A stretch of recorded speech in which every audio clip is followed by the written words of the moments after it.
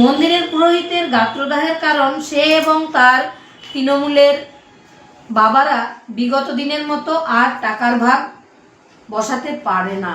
আমি এসডিওকে জানিয়েছি মন্দিরের জন্য ট্রাস্ট গঠন করে মন্দির উন্নয়নের জন্য সব টাকা হিসেব করে ট্রাস্টে জমা পড়বে। কাকিমা ভালোর ভালো, খারাপের খুব খারাপ, আমার সেই রূপটা না দেখানোই ভালো। নমস্কার, আমি রত্না দেবনাথ, পানিহাটির বিধায়িকা। মেয়ের বিচারের লড়াই করতে করতে রাজনীতির কদর্য চেহারাটা আমি একটু হলেও চিনেছি। বিভিন্ন সময়ে আমার প্রতিবাদ আর অন্যায়ের সঙ্গে আপোষ না করার ভাষাকে দাবানোর জন্য অনেক অপপ্রচার আমি শুনেছি, সহ্য করেছি। আর আমার আরেকটা কোনো ছেলে মেয়ে নেই যার জন্য আমি বা আমার স্বামী অর্থলোভ করবে। আর একজন মা হয়ে অর্থলোভ আমার যদি থাকতো তাহলে আমার বিজেপির পতাকাই ধরতে হতো না। মমতা কোটি টাকা আমাকে অফার করেছিলেন, টুকরো টুকরো হতো না যদি ডাক্তার দেবনাথের মা লোভী হতো। আর অর্থলোভ থাকলে তো মেয়েকে ডাক্তারই পড়াতাম না। পানিহাটিতে রাজনীতি করে টাকা কামানো তো শিখিয়েই গেছেন নির্মল ঘোষ ওরফে নান্টু ঘোষ।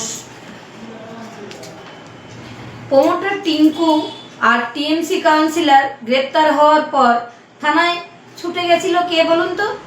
তাদের ছাড়াতে, টাকার বদলে ক্রিমিনালদের বাঁচাতে।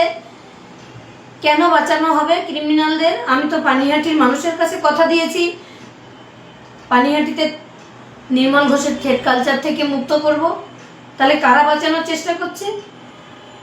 এই বাবলা ধর, রঞ্জিত ঘোষ, বিট্টু, এই নামগুলো এখনকার তোলাবাজদের নতুন ঠিকানা। বিভিন্ন লোকের মারফত আমার সহকারীদের মেরে ফেলার হুমকি দিয়ে বলা হয় যাতে অবিলম্বে তারা আমায় ছেড়ে চলে যায়।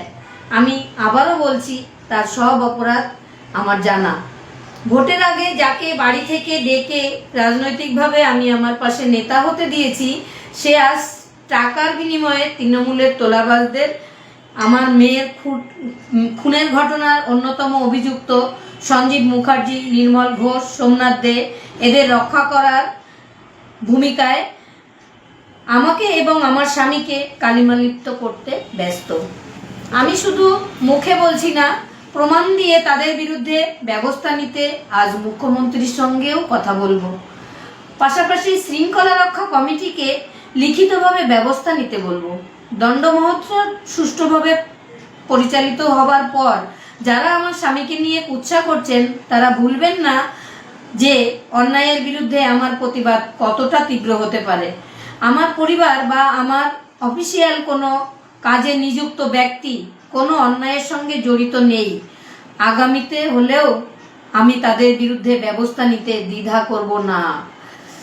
মন্দিরের অর্থ মন্দিরের উন্নয়নের জন্য ব্যবহার হবে, তাই আমি সিদ্ধান্ত নিয়েছি মন্দিরের টাকা সরকারি সংস্থার নজরদারিতে একটি ট্রাস্টে জমা রাখা হবে এবং পুরোহিত সেই ট্রাস্টের অংশ হবেন মাত্র।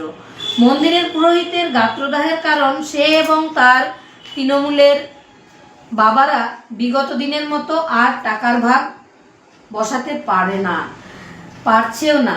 টাকার বাড়িতে আনার দাবি সর্বৈবই মিথ্যা। মন্দিরের টাকা লুটের স্বপ্নে যারা এত বড় মিথ্যের সাহস জুগিয়েছে তাদের স্বপ্নে জল ঢালতে আমি এসডিওকে জানিয়েছি মন্দিরের জন্য ট্রাস্ট গঠন করে মন্দির উন্নয়নের জন্য সব টাকা হিসেব করে ট্রাস্টে জমা পড়বে। লুটোত্রাস বন্ধ করতে কথার অপব্যাখ্যা করে আমার স্বামীকে জড়িয়ে ষড়যন্ত্র করেও ভয় দেখিয়ে আমাকে প্রতিবাদ থেকে সরানো যাবে না। আমার মতো সেও তার মেয়েকে হারিয়েছে। আমি যেমন আমার মেয়েকে হারিয়েছি, আমার স্বামীও মেয়েকে হারিয়েছে। তাই এমন কাজ করতে তারও বাধ্য। এমনকি আমার বিশ্বাসকে অমর্যাদা করে আমার আশেপাশে শুভাকাঙ্ক্ষী সেজে ঘুরে যে বা যারা আমার মেয়ের ঘটনার সিনেমা বানানোর নাম করে টাকা খেয়েছে তাদেরকেও আমি সাবধান করছি। কাকিমা ভালোর ভালো, খারাপের খুব খারাপ, আমার সেই রূপটা না দেখানোই ভালো। আমার অফিসিয়াল টিম বা আমার পরিবারের দিকে কাদা ছোড়া বা থ্রেট করা এগুলো থেকে বিরত না থাকলে বাড়ির ঠিকানা পরিবর্তন হয়ে যাবে। আমি রত্না দেবনাথ অপরাধীদের আবারও সাবধান করছি, পানিহাটিতে তোলাবাজি গুন্ডারাজ আমি হতে দেব না। পানিহাটির মানুষের বিশ্বাসের মর্যাদা রাখা আমার প্রাথমিক দায়িত্ব। তাদের সমস্ত অভিযোগ আমি যেন পূর্ণ করতে পারি, আমি তাদের কাছে দায়বদ্ধ। তাই আমি পানিহাটিতে দ্বিতীয় নির্মল ঘোষ হতে দেব না। আমার সহযোগী এবং পরিবারের রক্ষা আমি করতে জানি। মেয়ে চলে গিয়ে এটা আমায় শিখিয়ে দিয়ে গেছে, আপনজন সঠিক হলে কিভাবে রক্ষা করতে হয়। সর্বোপরি বলি, আজকে 1 জুলাই ডক্টর বিধানচন্দ্র রায়ের জন্মদিন, মৃত্যুদিন একই সঙ্গে। তাই সমস্ত ডাক্তারদের আমি প্রণাম জানাই। আর আজকে যদি আমার মেয়ে আমার কাছে থাকতো, তাহলে ও সারাদিন কত আনন্দ করতো, কত কেক কাটতো, কত গিফট পেত। সে আর নেই, তাকে রাখতে দেওয়া হয়নি। সেও দুর্নীতির বিরুদ্ধে প্রতিবাদ করেছিল। তাই তার দুর্নীতির যে লড়াই, আমরা বাবা মা হিসাবে সেটাই চালিয়ে নিয়ে যাব যতদিন আমরা বেঁচে থাকব। তাই অন্যায়ের সঙ্গে কোনো আপোষ আমি কোনো দিন করতে পারবো না। মেয়ের কথা চিন্তা করেই মেয়ে আমাকে হাত ধরে বলে শিখিয়ে দিয়ে গেছে।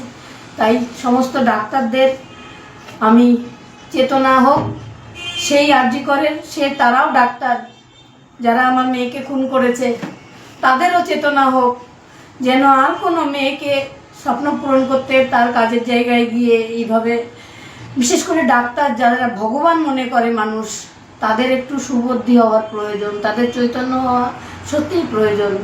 যে অরাজকতা চলছে এখন সমস্ত হসপিটালে, সবাই ভালো থাকবেন, সুস্থ থাকবেন এবং আমার উপর ভরসা রাখবেন।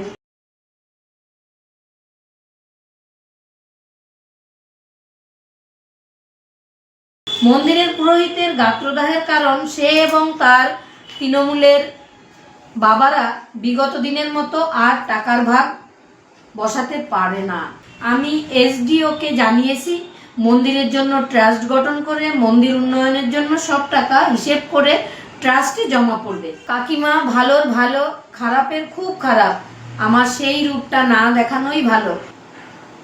সর্বোপরি বলি, আজকে 1 জুলাই ডক্টর বিধানচন্দ্র রায়ের জন্মদিন, মৃত্যুদিন একই সঙ্গে।